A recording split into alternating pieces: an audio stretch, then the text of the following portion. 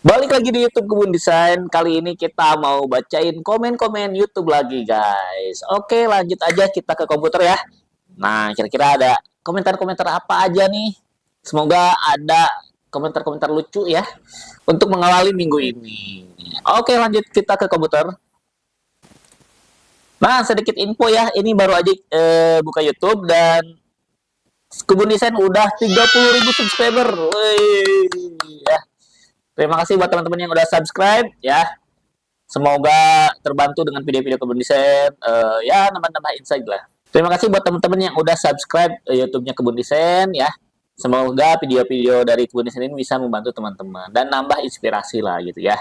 Oke, lanjut aja kita ke komentar dulu ya.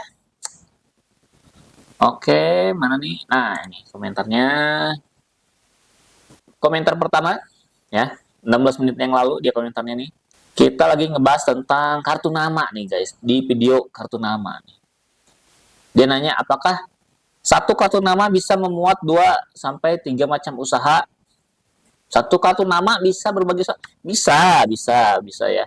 Karena sebenarnya nggak ada aturan kartu nama kalian itu bentuknya mau seperti apa, bebas ya. Mau bahkan bentuknya pun mau segitiga mungkin ya, mau berbentuk 3D ya, nggak masalah.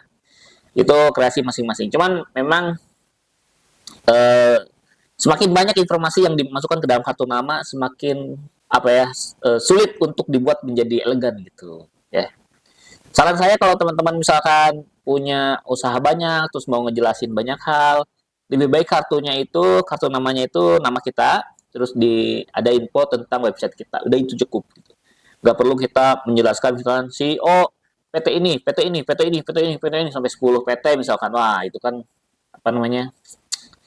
Norak ya gitu ya. Jadi lebih baik ada namanya, terus ada website pribadi gitu ya. Jadi bukan website perusahaan tapi website pribadi ataupun langsung bisa ditulis sosmednya aja gitu. Bisa aja tapi kurang elegan kelihatannya. Lanjut ini masih di tentang kartu nama ya. Ini orang yang sama @umukalsum. Terima kasih Mas berdua katanya. Siap, sama-sama. Jangan lupa subscribe. Lanjut tentang video daftar merek. Kak, tutorial setelah daftar dagang. Kak, tutorial setelah daftar merek dagang dong. Kelanjutannya bagaimana? Wah, kita udah bikin nih kelanjutannya ya. Teman-teman bisa search aja di YouTube ya. Di YouTube itu keywordnya sudah daftar merek. Nah, sudah daftar merek nanti akan muncul YouTube Kebun Desain. Nah, ini sudah daftar merek. Nah, ini ya. Tuh, sudah daftar merek terus ngapain lagi di part 2 ya.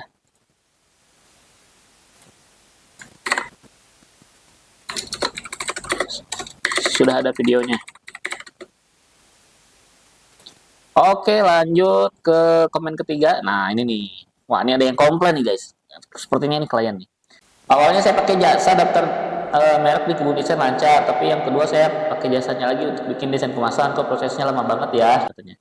Dikirim hari ini, besok dan seterusnya. Ya memang pengerjaan desain itu nggak sehari 2 hari ya. Pengerjaan desain itu lama dan jadi di Kebun Desain itu sistemnya kita antrian ya. Teman-teman order nggak langsung dikerjakan gitu ya, tapi masuk ke antrian karena yang order ke Kebun Desain kan banyak, otomatis antri dengan klien lain gitu. Jadi kita ngerjain yang transfer duluan dulu dikerjain, terus kalau ada revisi sama, kalau ada revisi juga ngantri gitu ya. Yang ngasih revisi duluan yang dikerjakan duluan gitu, seperti itu. Karena memang ya di Kebun Desain ini karena terbatas juga ya, kita belum menambah orang lagi, jadi cukup kewalahan untuk menangani orderan-orderan ya. Mohon maaf banget ini buat Ari Kusuma nih ya. Maaf kalau lama, memang pengerjaannya antri karena banyak yang order. Ya. Lanjut di komen selanjutnya tentang daftar merek ya. Bang, kalau sudah daftar 2 kategori, tapi yang di ACC cuma 1 kategori, uangnya kira-kira kembali gak ya yang 1 kategorinya? Tidak ya.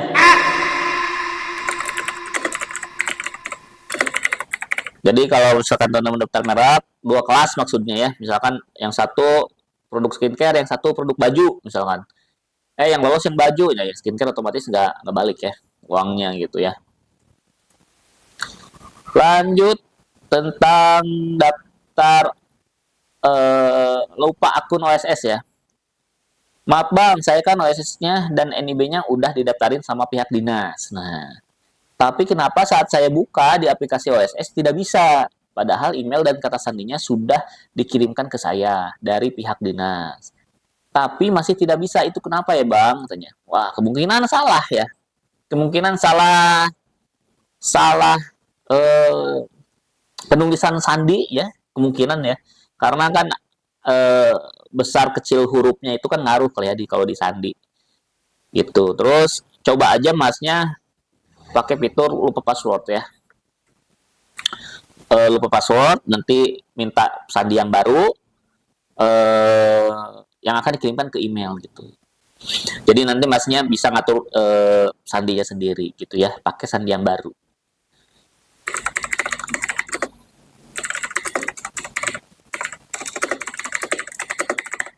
Nah, ini ya jawabannya ya. Lanjut tentang buat NIB nih. Terima kasih orang baik, berkah selalu untuk Anda. Amin. Oke, terima kasih ya. Sama-sama. Jangan lupa subscribe ya. Lanjut tutorial membuat NIB ya, masih. Ini udah saya klik unduh NIB, tapi tidak muncul seperti video kamu bang. Maksud muncul itu langsung keluar NIB, tapi keluar PDF, suruh buka tombol biru. Setelah dibuka gak bisa, itu kenapa ya bang? Ini sih teknis. Jadi tergantung browsernya, tergantung komputernya ya. Teman-teman pakai Google Chrome, pakai Opera, pakai Mozilla ya. Ketika klik download, itu biasanya langsung ke folder gitu. Atau ada misalkan muncul Internet Download Manager atau apa. Itu tergantung komputernya ya. Kita nggak bisa jawab secara spesifik sih. Kalau ini ya. Biasanya kalau udah klik download, file PDF akan disimpan di folder. Ya, silahkan dicek aja foldernya. Lanjut video selanjutnya, komentar selanjutnya di tutorial daftar merek ya. Ada yang nanya, untuk pemohon asing merek perusahaan harus pakai konsultan ya? Jawabannya iya, harus pakai konsultan. Tapi bisa juga diakali dengan berpartner dengan orang Indonesia dan menjadikan orang Indonesia itu sebagai co-foundernya atau co-ownernya gitu. Nanti pas registrasi pakai atas nama orang ini, cuman nanti ketika pemohon mereknya itu bisa atas nama 2 orang, misalkan atas nama orang Indonesia dan atas nama orang asingnya gitu. Itu ya, bisa pakai 2 cara ya.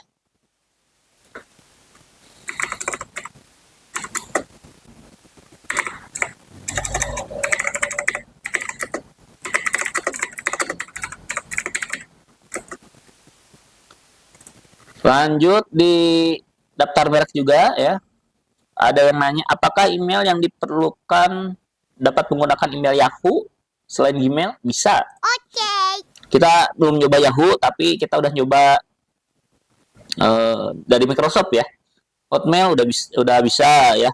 Kemungkinan Yahoo juga bisa sih. Cuman zaman sekarang kayaknya wajib punya email Gmail sih kayaknya ya. Terus kalau nggak pakai iCloud bisa gitu ya. Nggak harus pakai Yahoo. Yahoo terlalu jadul guys ya.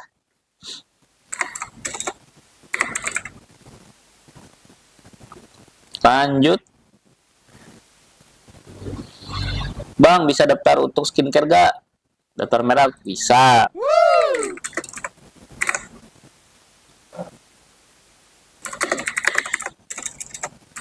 Lanjut WA aja kalau mau daftarin.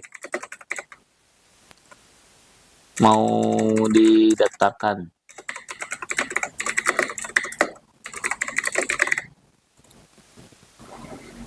Cara merubah data NIB nih videonya nih.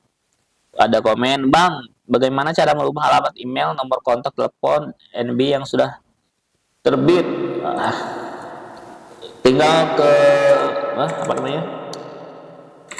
Login, lalu klik menu perubahan data usaha. Memang di NIB ini atau OSS ini memang webnya masih banyak bug-bugnya ya, maksudnya masih banyak error-errornya yang saya juga nyoba berkali-kali, ada beberapa kasus yang kesulitan gitu ya, jadi harus dicoba berkali-kali nyari-nyari solusinya gitu ya. Lanjut, tentang cara daftar merek, membantu banget Bang kontennya. Sama-sama, siap. Jangan lupa subscribe ya.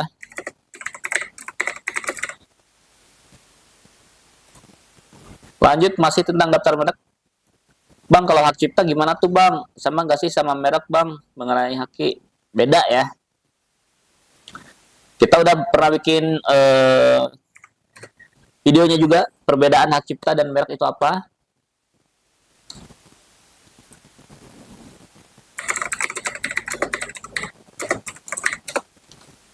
Kita coba ya. Nah ini. Perbedaan merek, logo, paten, dan hak cipta. Karena banyak banget teman-teman yang mau daftar merek tapi ngomongnya, saya mau daftar haki. Salah gitu ya. Saya mau daftar paten, katanya paten merek. Saya mau daftar logo. Aduh, itu kurang tepat istilahnya gitu. Tapi maksudnya ngerti, tapi pemilihan katanya sebenarnya salah gitu. Yang benar itu merek ya merek, kalau hak cipta ya hak cipta gitu ya. Teman-teman bisa nonton sendiri ya, ini videonya yang ini ya. Yang ini nih, perbedaan judulnya, bentar ya, si loading.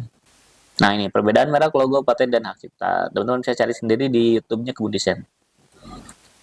Oke, ini bisa cek di video ini ya. Lanjut, tentang daftar merek juga. Bang, kalau mereknya punya 2 pemohon gimana? Bisa ya, kalau 2 pemohon bisa.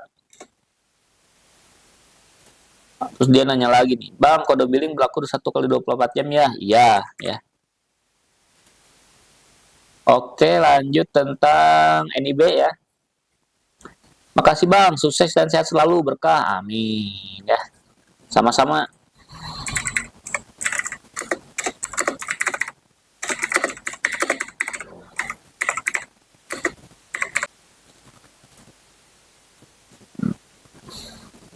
Lanjut, nah ini tentang daftar merek ya.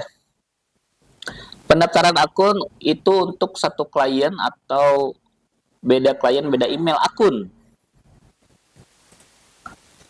Jadi untuk apa namanya pembuatan merek ini diusahakan beda akun ya, beda merek beda akun, karena kita untuk apa namanya antisipasi jika misalkan mereknya dibeli orang atau PT kita dijual, usaha kita dijual ke orang ya. Jadi kalau akunnya di dalam satu akun ada banyak merek, nanti privasi akun lain, privasi merek lain jadi tidak terjaga gitu. Nah, kalau satu akun satu email itu akan lebih terjaga. Jadi kalau misalkan kita udah bikin usaha nih, usahanya ternyata dijual ke investor, dijual ke siapa gitu ya, pemodal yang mau beli gitu ya. Ya udah, kita tinggal nih akunnya, ini passwordnya, tentang mereknya itu ya, ini lagi loyalitasnya, ini logonya, ini logonya, tinggal diserahkan gitu. Jadi nggak perlu repot lagi gitu, karena tidak ada kaitannya dengan merek lain atau nama kita yang lain gitu ya, gitu.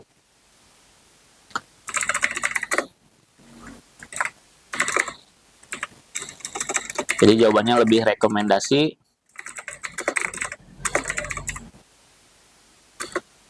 beda email. Lanjut tentang daftar OSS ya. Bener Bang, saya udah masuk ke OSS tapi error, dan pas klik susah, kadang tidak muncul kan. Bener, website OSS memang suka error ya.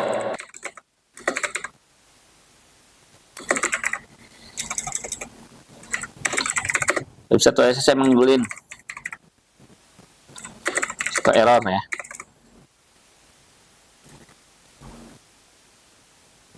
Nih lanjut. Oke, lanjut update-nya katanya. Update-nya tuh yang tadi ya, yang part 2 tadi ya, mana ya? Nah, ini nih.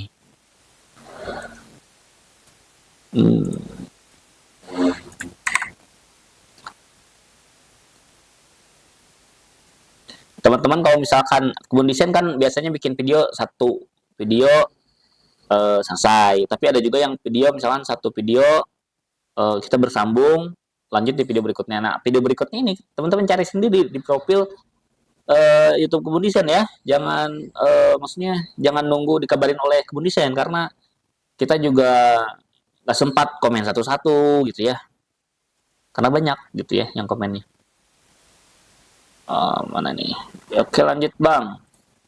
Sudah dibuatkan videonya. Oke, udah 18 menit ya. Kita jawabin, kita pilih beberapa komen lagi. Tentang daftar merek ya. Kak, saya sudah daftar, tapi pas download sertifikat, sertifikatnya bukan sertifikat. Hah? Mana ini?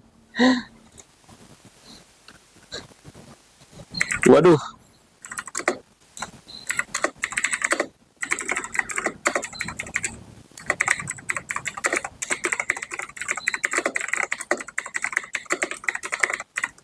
Jadi sertifikat ya, bukan sertifikat apa ya. Jadi ketika daftar merek, kita pengajuan online ya. Setelah pengajuan, memang di profilnya itu ada tombol tanda terima. Nah, tanda terima ini bukan sertifikat merek ya. Tanda terima ini hanya sebagai bukti bahwa kita udah mengajukan. Tanda terima ini biasanya dipakai untuk persyaratan-persyaratan perizinan lainnya gitu. Untuk sertifikat merek, nanti tombolnya muncul sendiri kalau mereknya udah lolos pengujian dari DJKI. Nah, rata-rata pengujian dari DJKI itu selama 1 tahun ya. Jadi nanti kalau lolos mereknya selama 1 tahun itu tombolnya muncul sendiri sertifikat merek itu ya. Jadi yang teman-teman download kalau habis pengajuan itu bukan sertifikat, itu tanda terima gitu ya.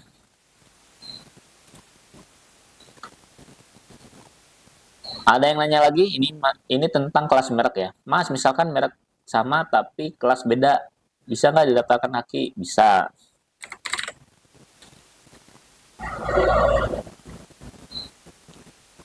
Oke, kita pilih 2 terakhir lah ya.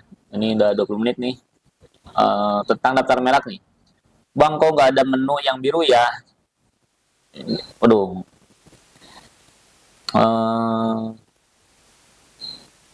Coba pakai tutorial yang terbaru ya buat teman-teman yang daftar merek.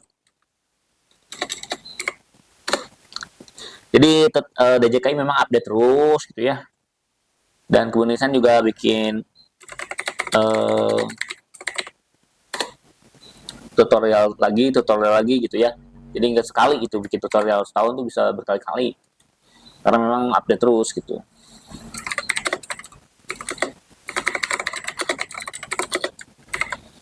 Coba pakai tutorial terbaru ya. Jadi teman-teman kalau mau daftar merek cari di YouTube Kebun Desain tutorial terbaru gitu. Oke, komen terakhir nih tentang merek Polo ya. Karena merek Polo ini di Indonesia bersengketa ya. At all the art nih, dia komennya seperti ini. Gua baru beli Polo karena lihat lagi diskon 50%. Dan gua mikir kayak, wow jadi murah banget nih daripada di Dubai katanya. Gua pernah beli di Dubai. Oke, mantap, orang kaya nih ya udah ke Dubai beli Polo gitu ya. Terus gue liat logonya made in Indonesia. Wow, ternyata brand lokal. Tapi coba searching lagi ternyata beda sama Ralph Lauren gitu. Tapi kalau bagi yang nggak tahu pasti eh, nggak bakal tahu ya bang. Wah. Tapi kok bisa mirip banget kayak Ralph Lauren katanya. Ya memang seperti itu. Harusnya sih apa ya, ada hukum internasional mungkin ya. Harusnya yang bisa mengatur pemalsuan merek-merek di secara internasional sehingga tidak kebingungan. Oke, itu aja video kali ini ya. Terima kasih buat teman-teman yang udah komen. Nah, yang mau komen juga atau mau yang konsul, mau yang kritik ya kayak teman-teman tadi, boleh via komen YouTube ya. Nanti kalau sempat akan dibacakan oleh Kebun Desain gitu. Oke, sampai jumpa di video berikutnya.